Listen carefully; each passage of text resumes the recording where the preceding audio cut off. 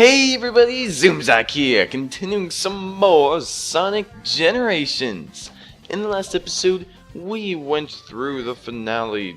We defeated the magical Time Eater that was able to go through space and was able to get rid of everything, and then we got angry, and then we teamed up with our classic self, and then we destroyed Eggman, who was controlling the Time Eater, and which Eggman and classic Eggman got stuck in the white dimensional paradox area, and they are never able to get out of there unless he thinks of something else in the new game called Sonic Lost World, which is only exclusive for Nintendo things. I'm totally not a sponsor, and we are going to do getting all the achievements for Steam for these two bonus episodes. And the first one is to participate in a 30-second trial. So right here, I'm just like, you know what, I'm actually gonna try. Oh, ha, pun. Okay, so I'm just like bursting through here.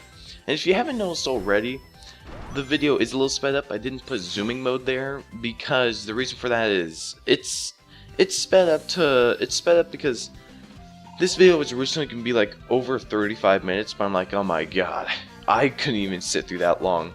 So I just minimized it so it's not as long, but it's not that fast, because we are going through the classic courses the final time. So yeah, if you haven't noticed already, I'm not sure if I showed this or not, but after you defeat the final boss, you're able to buy an ability called Time Break. Now, you can't really see how this works well because the video is sped up. But the way that Time Break works is it costs 80 skill points, and the way it works is, think of it as tasks. If you don't know what tasks is, it's called Tool Assisted Speedrun. It's basically when you're able to play frame by frame.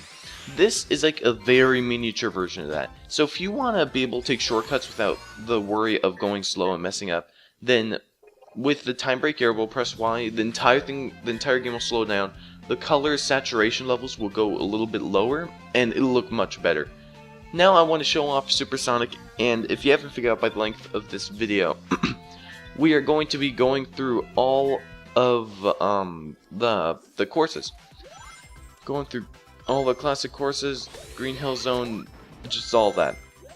Now if you haven't played Supersonic in any of the Sonic games, it is very widely known that in order to go Supersonic, you need all the 7 Chaos Emeralds, and you need to press, and you have to have 50 rings. Now, as you see, I have 50 rings here, but what I recommend is not having it when you're 50 rings, go a little higher than 50. Now this is Supersonic. Now you can't notice it that well, but here is what Supersonic basically increases. It makes it so you're completely invulnerable to anything, so you're able to stand on spikes, and you're able to run into enemies without the use of a spin dash or some kind of jump ability.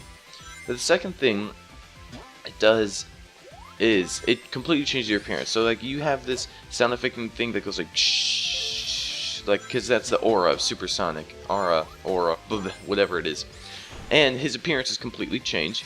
And the third thing is not speed. Your speed is not increased despite popular belief. It doesn't increase. It just shows a cool animation.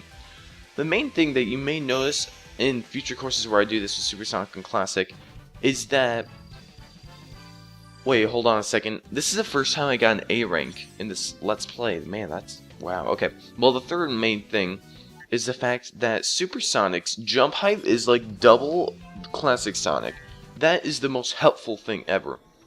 Since, you'll see right here, it is a little bit difficult to go super in this level, but the most difficulty is going super in Sky Sanctuary on Modern Sonic. That's the most difficult one to do, because there's not many rings, and there's not enough rings to completely, I don't know what the word is, but completely supply. But at least Sonic gets a new haircut. I mean, everyone's saying that Supersonic's a ripoff of Super Saiyan. It's just a Super Hedgehog that can't really get copyrighted or whatever they want.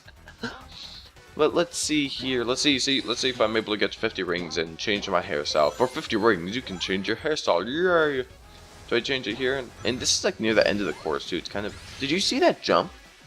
Because the jump that Supersonic gives, if you were to spin dash fully and then jump, you would go at a massive rate, especially in Rooftop Run at the very beginning, where you're going on these, well, before I say that, look how awesome Supersonic looks. Like, when he does that little thing, that's the fourth thing that changes. Instead of him just spinning around doing a breakdance, or whatever, he'll like fly around at super speed, and it looks just completely amazing. But about the Rooftop Run thing, you know when you're on those lines, those things that go down, those... Darn it! What's the word for that? It's like things that you go on, like, if you've ever been skiing, you'll go on these sort of things where you can sit on it and then go up and down it. I hope it's like a platform attached to something. I can't think of the word. Incline? Oh my god, I can't think of it. But yeah, you would go on those and you're able to go like skip a huge load of the course. But this course for Sky Sanctuary is actually pretty easy to get a lot of rings on. I already have 92, so if you really want to just fool around with Supersonic, then I really recommend doing this course or Rooftop Run. Rooftop Run is also another course that's really easy to maintain your Supersonic transformation, because if you haven't found out already, Supersonic, it does need rings to fuel its energy. The thing is, every second, or not every second and a half, it'll drain 2 rings.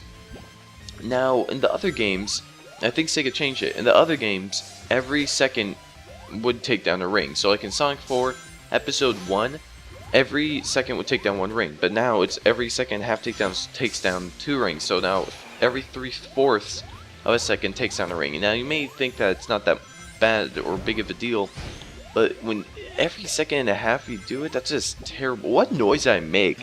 When I said every second and a half, I made like that was a weird noise. We're totally going at the speed of light. It's just slow down or sped up. Well, the game slows it down because Supersonic can't go at the speed of light, and then I speed it back up. So that's how everything should go. It does make sense. I mean, speeding up the video doesn't make sense to an extent because you're able to see how fast Supersonic would go. I'm not completely sure. Now I decided to take a different route this time in Speed Highway because I knew that you guys have already seen the other route of Speed Highway, so I'm like, you know what, whatever. We gotta do a different route. Okay, I gotta breathe for a second. Ah, Jesus, if there ever becomes an invention where you're able to increase the lung capacity of yourself, like you're able to breathe in more air than normal, I should totally get that, because I just talk way too much and I just lose my breath and I'm just like gasping for air every single time. I think it's something psychological. Like if you're looking at something slow, like for example, if you're looking at a video where people are all walking slow and stuff, and if you were to commentate over it, your commentary wouldn't be super hyper like my one is right now. It would be a little more laid back and chill, kind of like how I'm speaking right now. If I were looking at like a slow video, it'd be very laid back and chill like this. And that's where the speeding up of the video comes in. Since this video is sped up a lot, and then Sonic's like pew pew pew pew pew pew, like blasting all over the screen, I just tend to I see lots of fast things going on the screen, so my voice tends to copy that and goes much faster, if you know what I'm saying.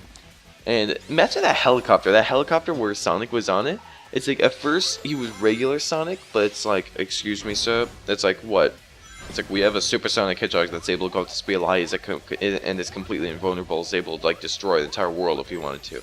It's like, just let him go where he wants to go, don't question him. It's like, sir, it's like, what? His eyes aren't green. What do you mean? His eyes aren't green. I played the original Sonic the Hedgehog 2. His eyes turned green whenever he went super. Right now, look at his eyes. His eyes are not green, sir. That is not the real Sonic. We must eliminate him. That is the thought process. That sounded like princess, but I took the I in princess and replaced it with an O, so I was like prancess. That sounded really weird. But that's why also, what I just mentioned in my little roleplay thing, I found it a little weird how in this game, well, no, let me go a little back. In Sonic the Hedgehog 2 and 3, whenever you went supersonic, Sonic's eyes are supposed to turn green. And the theory was, or the theory I thought of anyways, and other people I thought of, was the fact that Sonic's eyes are green now as modern Sonic normally. So like, okay, classic Sonic, his eyes are black. When you go super, his eyes are green. Dreamcast Sonic's, when he was grown up, his eyes are now normally green, and now when he goes super, his eyes are red. So it's like, oh my god, what if his eyes turn red, like, permanently now, because they're just gonna keep changing. But in this game, they should turn green, right? They're staying black. I don't understand. I think they might have messed up on that. But here's a perfect example of Supersonic's jump height. It's insane. Like, his speed isn't that good. I would have preferred if they increased his speed a little bit more. It's a little disappointing. But, oh my god, did they increase the jump height? Yes, they did. It was insane. It's amazing. And yeah, apparently City Escape is a pretty good area to replenish your rings if you want to fool around as Supersonic and stuff. Oh my god, I can't believe I didn't mention this. Now, one of the Steam achievements is called Time Attacker, where you have to go into each stage and you have to do it online. Like, you would go through the entire course, submit your record, going through the entire course, submit your record, and it'd be all la-di-da and stuff. But the thing is, I wanted to show off Supersonic in each course, but I didn't realize that they changed something for online. First thing, on Xbox 360, I'm not sure if it got released on PS3, anyways, on the Xbox 360 version, if you were to ever go online, you are able to change your customizations online. Like, for example, for Xbox 360, I'm able to go Supersonic, I'm able to use Time Break online, and I'm able to do all that stuff. But when I tried it here, it made everything normal, as if it is now fair. So, like, they changed it to make it everything normal, and it's a little odd. So what they do is they completely get rid of the ability to use customizations in the PC version, but they lack to understand that they're able to just use mods and just get like 0.00001 seconds. And which of these people, that's just ridiculous. What do they...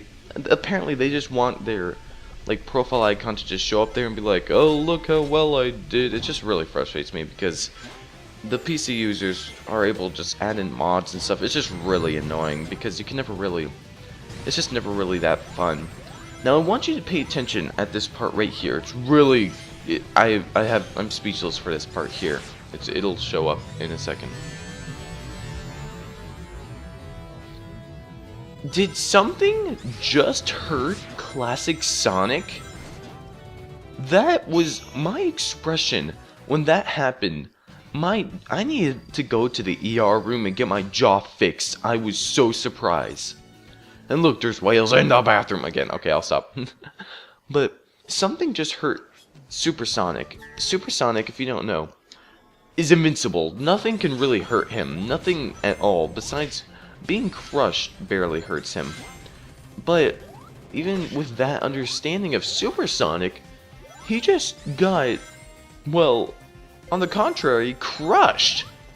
Supersonic isn't supposed to be taken down that easily. But now that I think about it, there have been some moments where Supersonic just gets taken down so easily that I'm just like, okay, that's just ridiculous. The Sonic Unleashed opening where Eggman somehow manages to trick Sonic and uses this electrical field in order to like trap Sonic. Sonic could not get out of it, so apparently that thing was stronger than Supersonic. So Dr. Eggman should have used like some kind of beam thing that powered on that electrical thing, and I'm using thing a lot because I have no idea what the heck those electrical devices are called. And he should have used what he used to defeat Supersonic to defeat him more often. The thing that traps him, if you were Eggman, you wouldn't just shoot Sonic into the planet Earth. I mean, come on, that's happened. He's tried that many times, and with his IQ, I'm pretty sure he should know by now that it fails. Speaking of IQ of enemies, what really bothers me in boss fights most of the time is the lack of AI that bosses have. Now, I'm pretty sure that everyone has once thought of this, like, at least one time when playing a boss fight of any game. You attack the boss in a specific way, and then, like, let's say the boss was throwing... let's say the boss was throwing bombs at you. And then you jumped on the bombs, and then you grabbed them and threw it back at him. You would think the boss would start thinking that, oh, I throw these bombs, he threw it back at me, I should change up my strategy. But no, he doesn't. He just throws another bomb, and then he throws it back at you. Well, now I just give him some leeway. I'm just like, alright, that's fair. Maybe the first time was a fluke, and the second time it won't happen again. But after it's happened about 3 times, and I'm talking to you, Eggman, after you get hurt over 3 times or over 6 times doing the same thing, and Sonic is doing the same thing to you over and over again, it's time to call it quits and think of a new strategy. If I was some kind of evil mastermind villain, and I knew this blue hedgehog was able to penetrate the glass shield that I surround myself in, wanna know what I would do? Instead of throwing the bomb so close to his attack range, I would go up really, really high, not near any walls, make sure he doesn't have the Chaos Emeralds, and attack from there, since Sonic isn't able to jump that high. Well, Sonic C would probably disagree to an extent. But don't you just love what I just do right here? I just kind of go through the entire area. I'm like, you know what, screw it. Getting all the rings. And this is basically proving how many rings are inside Rooftop Run. I basically cover like most of the rings in here besides the ones that split paths. Since if you know where all the rings are in most of the courses, you're going to be able to do really, really well.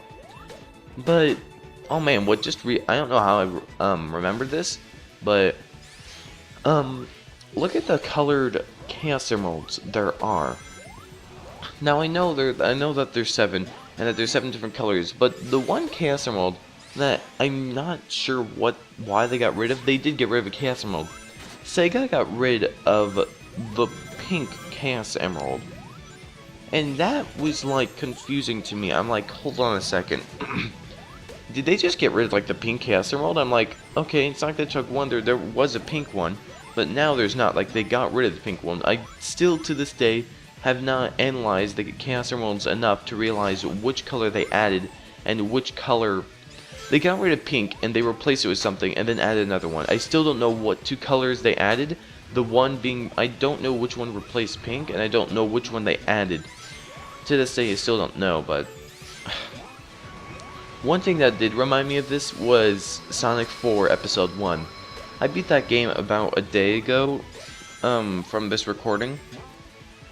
And when I was going through all the special stages, I'm not sure if anyone's realized this, or maybe it's so obvious that people just don't talk about it. There's some things like that where I'm like, oh my god, I'm able to do this with like this editing software. No one has known this before. It took me hours to figure it out. But then I realized it's like the most obvious thing ever. So maybe this is obvious, or maybe not. That I'll leave you to decide that. But Sonic the Hedgehog 1 only includes Sonic. Sonic the Hedgehog 2, Sonic and Tails, in which you have to go to the Death Egg robot and fight the Death Egg and guy. Yeah, Sonic the Hedgehog 3 includes Sonic, Tails, and Knuckles. I believe so. Now you might be saying, oh yes, I know, Zoomzike, I know. I probably played this before you were even born if you're like an adult watching this video. But Sonic 4 Episode 1, the thing with that is, I just thought that Sonic 4 Episode 1 was just a complete remake of Sonic the Hedgehog. Le gasp. I know, maybe it's completely obvious, but Sonic 4 Episode 1, I just feel it was an extreme ripoff of Sonic the Hedgehog. Like, not ripoff as in like that, but like, I just feel that they didn't work as much on it, and that I really like the game. Darn it, I keep choosing the wrong words. I feel that they just basically just remade Sonic the Hedgehog. It only included Sonic. It had levels that really like occurred to seem the same like the other ones. Like, it had a level called Splash Hill Zone, which looked a lot like Green Hill Zone. It had this casino area, but the casino area I'll let slide since that area was in Sonic the Hedgehog 2, not 1. And then they had this labyrinth area called Lost Ruins or something where you're underwater and crap. Then they had the Mad Gear Zone, which is basically a complete remake of Metropolis Zone. And then they had some other zone I can't remember the name of, but it's not like Starlight or the other zone. I can't remember. I did do a playthrough of it on my question and answer video, but man, I can't freaking remember. That's frustrating. And Sonic 4 Episode 2 has Sonic and Tails, and it has levels that regards to them, but not as bad. Like, it's not as terrible. And they did include the cool Metal Sonic mode, which I found really, really, really cool. The Metal Sonic mode, where you're able to like play through Metal Sonic. I thought that was really cool. And they had that mode, so I guess that makes up for it. Sonic 4 Episode 1 just seemed like a complete remake of Sonic the Hedgehog. I don't know if you guys feel this way. Please, you can tell me in the comments if you'd like.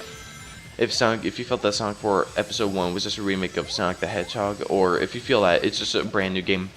Because to an extent it is a brand new game because, well, you do have all these new controls of Hedgehog Blast in 2D. I'm not sure if they've had that yet. Maybe in Sonic Rush they have that. Maybe Sonic 4 Episode 1 is the first game to include a Hedgehog Blast in 2D. Do not quote me on that because I'm not completely sure. Maybe Sonic Rush Adventure or Sonic Rush Period had that. I'm not completely sure on that, so I don't really know. So anyways, this might be late, but we just went through Seaside Hill, Crisis City, Rooftop Run, and we are currently going through Planet Wisp. Now I have to explain everything. No, I'm kidding. I swear I'm kidding. But this is kind of sad. This is going to be the last time we see Classic Sonic in this game. The last episode we see him in. This is so sad. Actually, I'm probably just going to show him off in the last episode to start running around and probably do some other stuff. Oh man. Oh my god, now that I think about it, I haven't looked at the art yet. I'm going to have to show that off in the beginning of the next episode. In the next episode, I'm just going to show off all the art. I'm going to show off all the characters. And I'm going to say, like, what they are and stuff. And say, like, Sonic is a brave hero. And like, all that. Because I want to show all that. But I can't show the music because you never know what copyright can do nowadays. And that would just take too long. Because each track for Sonic is, like, classic. For the classic games, it's like 1 to 2 minutes. And for modern games, it's like 3 to 5 minutes. For those vocal ones. But yeah, all that stuff. But we're almost coming to the end of the course. I'm actually happy when I reach this part. I'm like, okay, this like 7-minute long course is finally going to be over. And also one last thing that regarding Supersonic for Classic. In this course, when you go Supersonic and then you get a Wisp, it doesn't return you to Supersonic. You have to get 50 rings again, and you know how easy it is to get hit by rockets when you're Spike mode. So right here, I'm just like so frustrated. I'm like, oh my god, I do not want to get hit by this. That would just ruin my day. I would get 0 rings, and of course, I want to finish this course as Supersonic. Get it? Of course, I want to finish this course. See what I did there? Well, we got the speedrunning, so it's not that big of a deal. Because we're able to go really fast now. This is actually how fast Sonic should be going. You can't really notice it, so whatever. But get ready for the last goal. And Classic Sonic stages are fully complete. That is the last time you'll see a goalpost for Classic Sonic. Look at Classic Sonic dart around everywhere, and he's so happy. And that's the end of Classic Sonic. Dang. Well, this has been Zoomzak, and I'll catch you guys later on the final episode of Sonic Generations.